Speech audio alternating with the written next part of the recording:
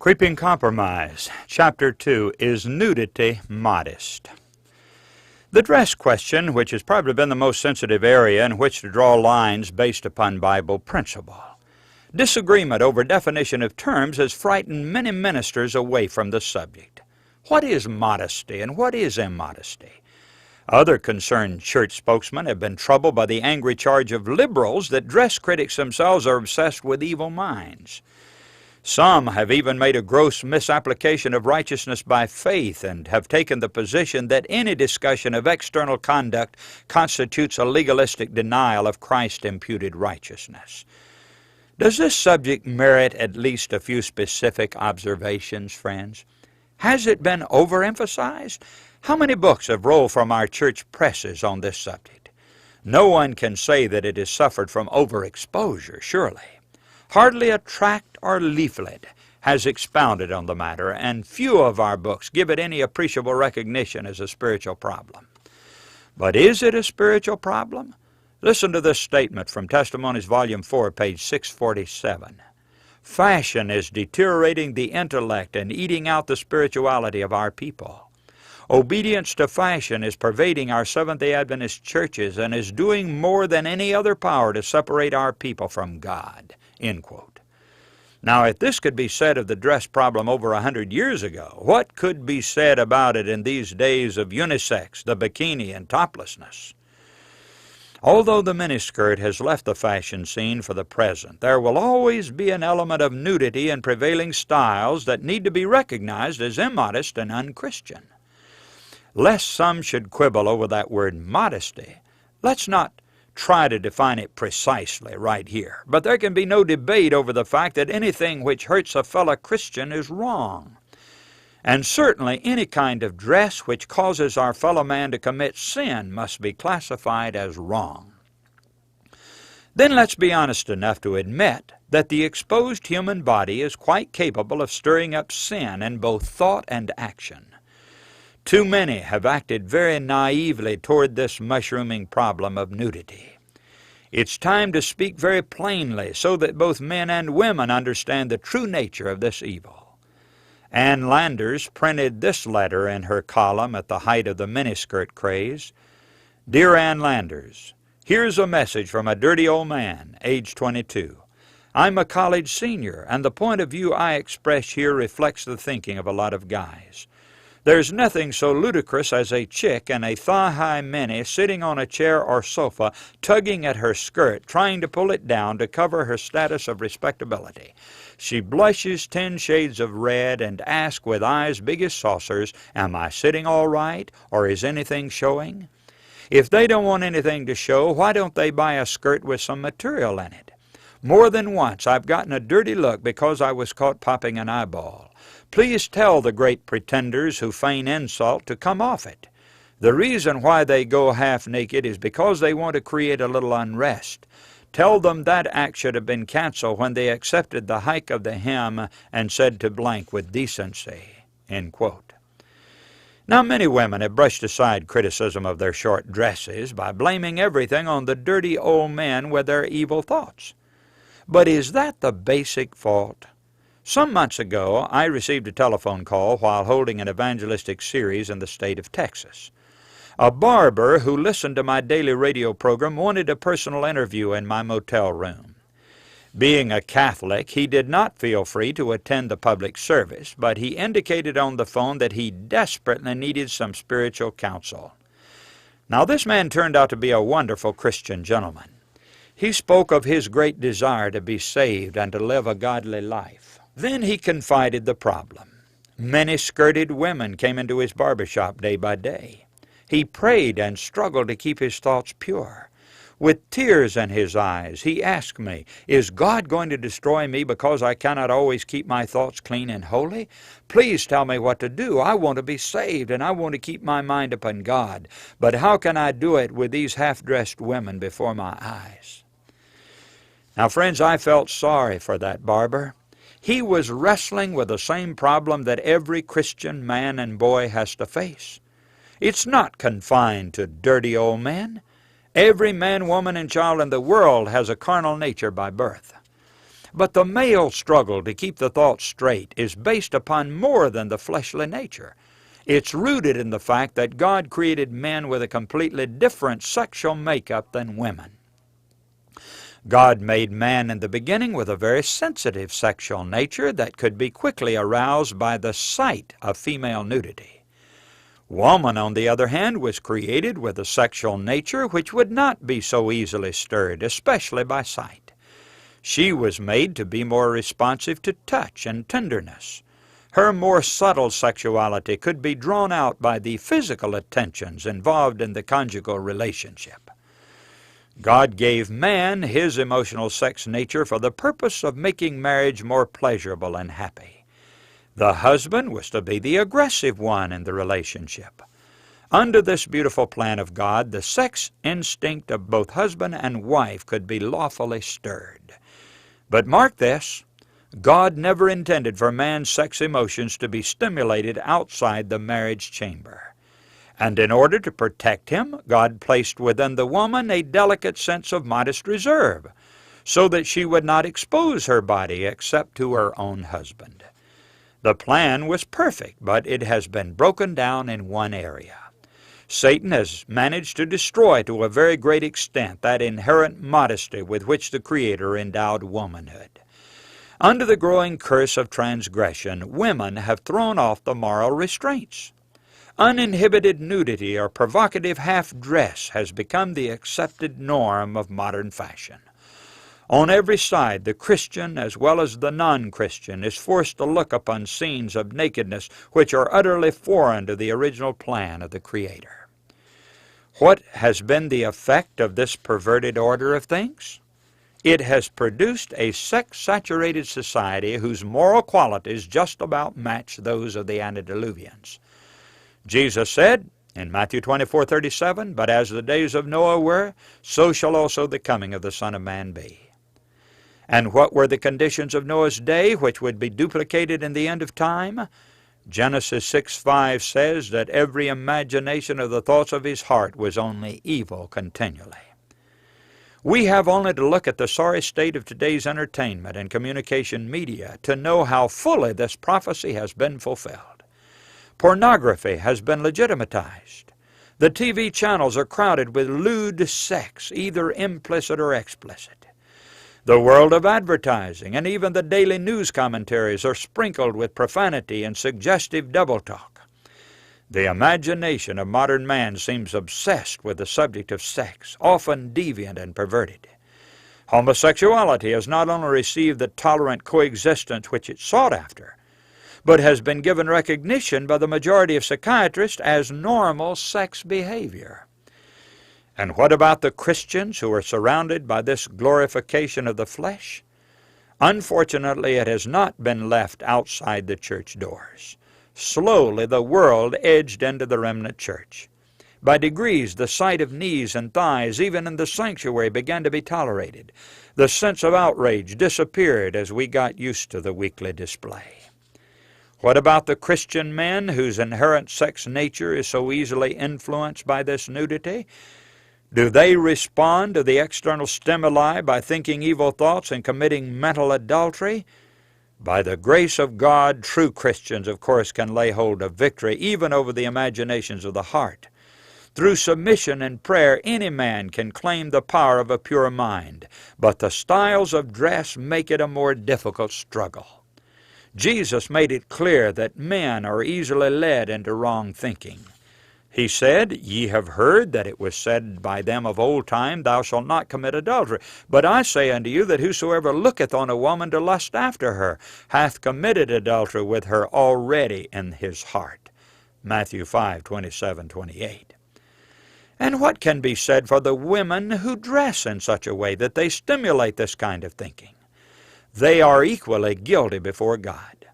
For this reason, no true Christian woman who understands the effect of such a course will wear the revealing clothes which create such illicit desires.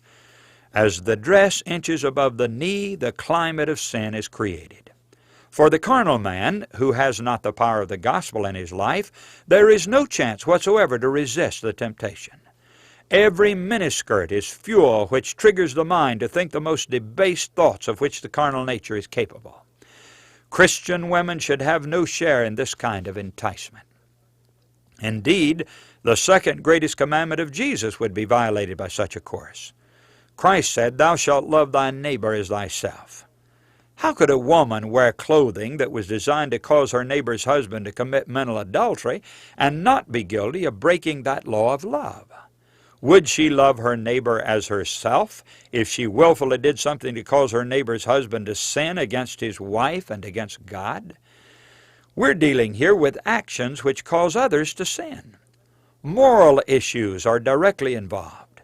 We're counseled to close every door of temptation. Listen to this statement in Testimonies, Volume 5, page 360. Our example and influence must be a power on the side of reform. We must abstain from any practice which will blunt the conscience or encourage temptation. We must open no door that will give Satan access to the mind of one human being formed in the image of God. Because the female reaction to nudity is so different from that of the male, women often minimize the spiritual problem we're talking about here. Too often their attitude is that men just ought to use more power of self-control and stifle their mental images. They fail completely to grasp the significant difference God Himself put into the male nature. That nature cannot be reversed by any human effort or determination. It can be controlled by complete Christian commitment. But Christian women must cooperate in closing the avenues of the soul to temptation. Volume 3 of the Testimonies, page 324, we read this: Our only safety is to be shielded by the grace of God every moment, and not put out our own spiritual eyesight so that we'll call evil good and good evil. Without hesitation or argument, we must close and guard the avenues of the soul against evil. It will cost us an effort to secure eternal life. It is only by long and persevering effort, sore discipline, and stern conflict that we shall be overcomers. End quote. Perhaps we can better understand Satan's way of operating today if we remember some of his classic maneuvers in the past. In 1 Corinthians 10, we read that the experiences of ancient Israel are written for our admonition and example. Reference is made to their leaving Egypt, journeying through the wilderness, and entering the Promised Land. There is a direct parallel between God's people then and God's people today. We cannot ignore the fact that Satan's final win-or-lose-all attack against Israel to keep them from entering the Promised Land involved the illicit interlude at Baal Peor. The immoral pagan women of Moab swarmed into the camp of Israel with breezy abandon and caused thousands of the men of Israel to fall into sin. God described the scene thus: For they vex you with their wiles, wherewith they have beguiled you in the matter of Peor. Numbers 25:18. Is there not a striking parallel with the way Satan is seeking to keep modern Israel from entering the heavenly Canaan? Through the wiles of sexual license stirred up by brazen nudity, a last-ditch effort has already been launched to subvert the moral integrity of the remnant church. In the judgment plague which swept the camp of the Israelites, 24,000 died. 24,000 men who were overwhelmed by the exotic beauty of the seductive women and lost the privilege of entering the Promised Land. How many thousands of God's people today will be enamored and destroyed by a duplication of such fleshly lust? Paul, after reviewing the tragic scene at Baal Peor, made this appeal in 1 Corinthians 10, 11, and 12. Now all these things happen unto them for examples, and they are written for our admonition, upon whom the ends of the world are come. Wherefore let him that thinketh he standeth take heed lest he fall. End quote. Not one man or woman can boast of any great strength against the pervasive glamour of this worldly age. Just as the senses were captivated by the invading beauties of Moab and the camp of Israel, so the homes of modern Israel are being invaded by the dazzling allure of full-color televised nudity and carnality. Many who think they're standing are sadly compromised already and do not even recognize it. The undress parade of the latest styles and fashions have also breached the spiritual defenses of many in the church. Only time and eternity will reveal how many minds have surrendered to the sensual appeal of immodest clothing. We wonder if Baal Peor could have been any more bold in its deliberate assault on the morals of Israel. Notice the public boast of Mary Quant, the inventor of the miniskirt. This fashion designer declared that her creation was for the purpose of making sex more available in the afternoon. In an interview, she was asked what kind of person today's woman wants to be, and she answered, a sexual creature. She displays her sexuality instead of this coy business of hiding it.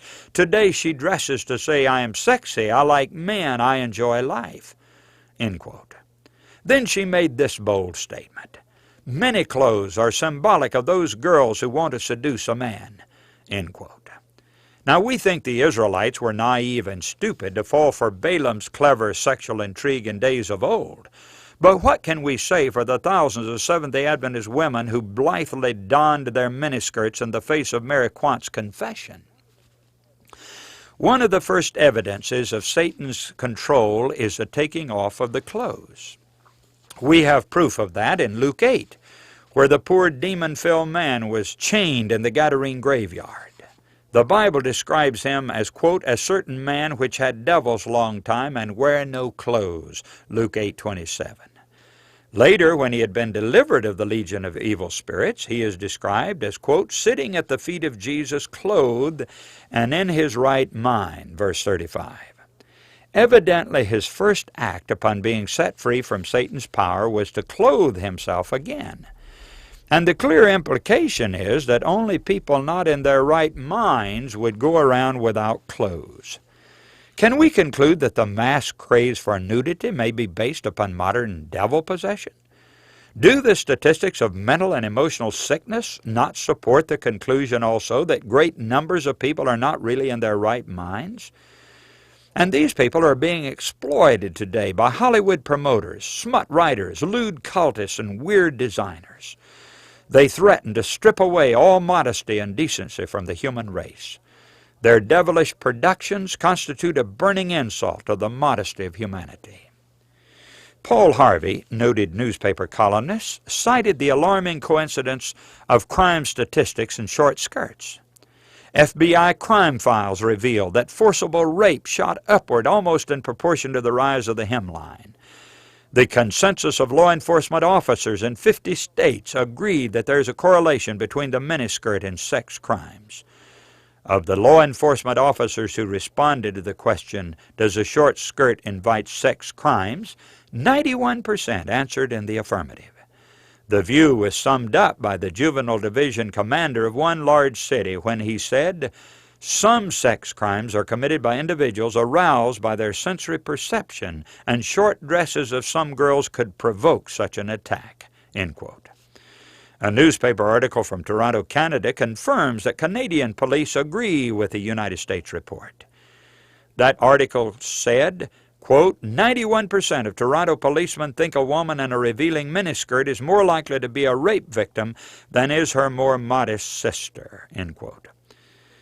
That was a spokesman from the Toronto Police Force. Since 1964, the year the Mini was introduced to the female fashion market, rapes have increased by 68% in the United States and by 90% in England, said the law officers, a police publication. Abbreviated costumes are no doubt a factor in offenses against women, said Sergeant George Gow of Toronto's Morality Squad. When a girl in a short skirt is followed by a man after she gets off a streetcar at night, there isn't much doubt as to what attracted her assailant, end quote. Dr. Lukenstein, physician at Tombs Prison in New York City, worked with 170,000 prisoners over a 12-year period. He said, quote, the so-called crimes of passion are increasing alarmingly and will continue to do so, in my opinion, until the principal cause is eliminated. This, it seems to me, is the present style of dress, which, to say the least, is immodest. Immodest dress has a direct bearing on crime incitation, no matter how innocent the wearer may be. End quote. Now, lest any should conclude from this data that the male of the human species is the pawn of uncontrollable urges, let me hasten to say that every individual remains accountable to God on the basis of personal decision. Each man carries the responsibility of sovereign judgment and willful choice, providing no excuse for transgression of God's law. Finally, we stand or fall not because of the force of temptation, but by the deliberate action of the mind to obey the truth or reject it. The influence of provocative dress habitually prevails over the mind which is not fortified with the Holy Spirit.